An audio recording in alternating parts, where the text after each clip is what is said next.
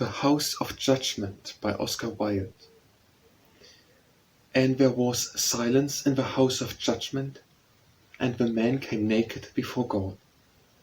And God opened the book of the life of a man.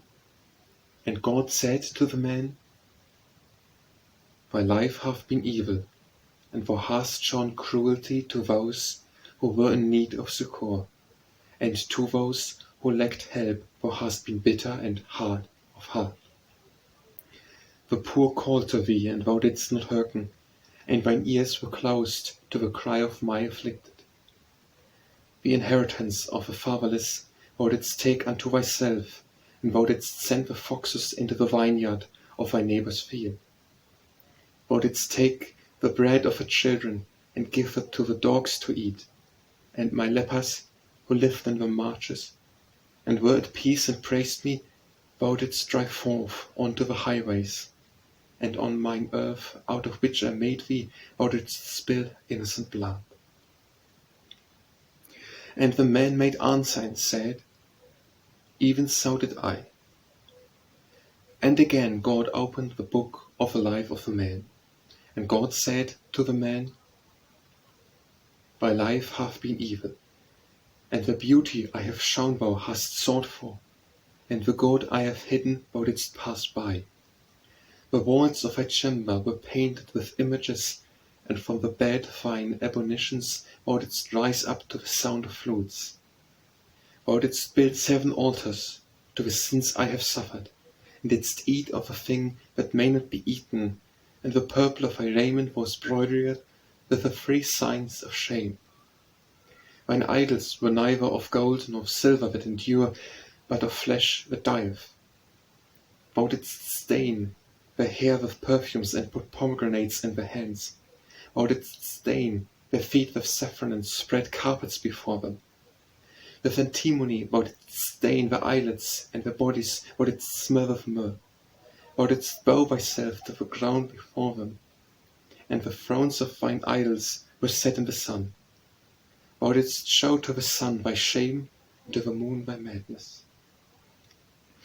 And the man made answer and said, Even so did I.